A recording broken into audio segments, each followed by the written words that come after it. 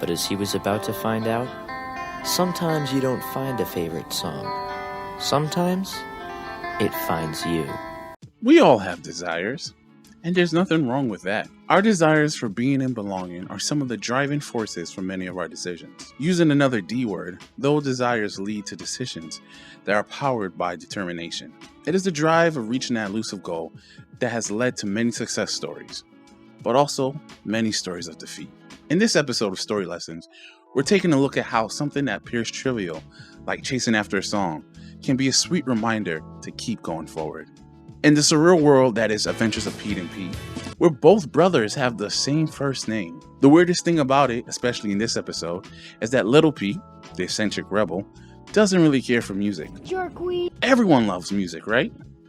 Right? Even tone-deaf people love to sing along to their favorite songs. What little Pete does demonstrate throughout the episode and throughout the show is the desire to move to his own rhythm. It is our desire that we cultivate passions that later develop into our favorite things. For instance, my favorite song is Give Me a Clean Heart by Fred Hammond. It's been my favorite song since about 2014. From the smooth and gentle grooves to the potent lyrics that touch my heart that calls for transformation and relief. It just resonates with me like no other song before or after. It's not that I don't have any other favorite songs. I have so many to choose from so many artists and genres. In fact, that song is heavily inspired by another favorite of mine, Christopher Cross' Sailing. If I had to use a song to define calmness, that would be it. It just takes me to a tranquil place. The landscapes that our imaginations can conjure up are something to behold. Okay, back to Pete and Pete. Little Pete's a dreamer, very much like his older brother, Big Pete, though not as idealistic. The little cynic finds pleasure in sticking it to the man, but more importantly, being his own man. That would lead him to have his own pirate radio station. It was only when he encountered it being the song, and it is the song that his whole world changed. The little dreamer had reached nirvana. He could see clearly now. The rain is gone. It was a whole new world. Okay, no more music jokes. But alas, little Pete is stuck. He doesn't know what he loves. He just knows it touches him like no other piece of music has before. And he desires to recapture that moment forever. From going to just having a radio station, little Pete teaches himself guitar and plays the little that he knows. It's a start, and it continues even further by forming a band. His elusive song has not been fully caught, but the glimmers shine, though they are few. With the stable of talented companions, they were able to play the hook. He did it! But alas, they really haven't. The song is still incomplete, and the electricity bill from all his endeavors has caused a rift between his father and himself. Yes, his father is encouraging, but $700 is a lot of money, even in 1994. The band is on the fritz, and the pressure is on to shut it down. What is little Pete to do?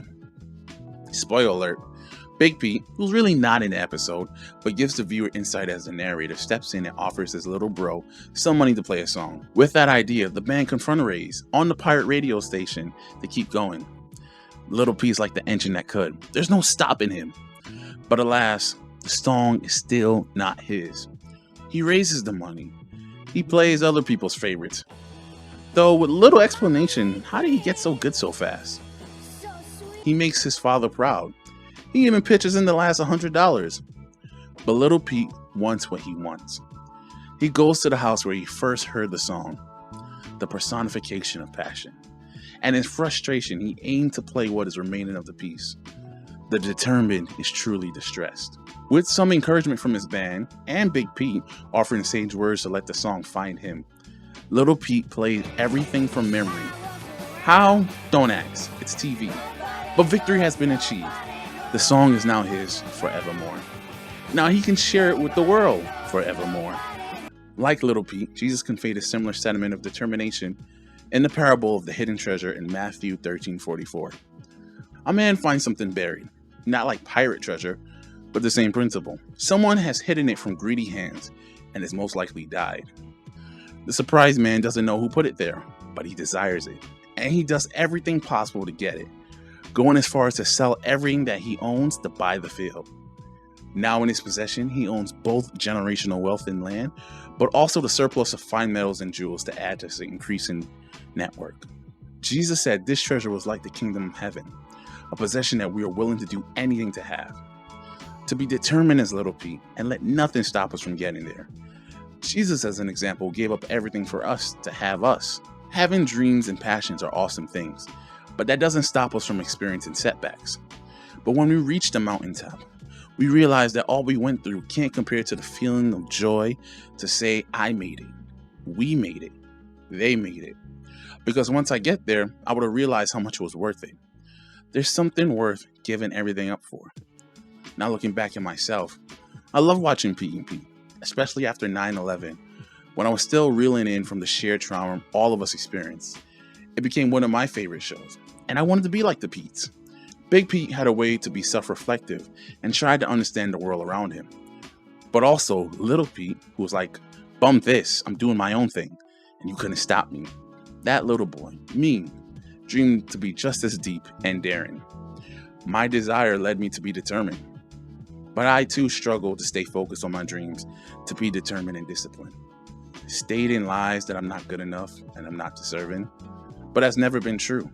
And just like Little Pete, there are things out there I haven't experienced, but once I do, it's going to change me for the better, like finding your favorite song. May I always dream and desire to be determined and go after what God has for me. Heaven is definitely the big goal, but there are other things that drive me further, like finishing school or working on music. What are some things you're passionate about? What drives you to keep going when you're discouraged? Do you see God leading you toward what He has for you? Share in the comments below.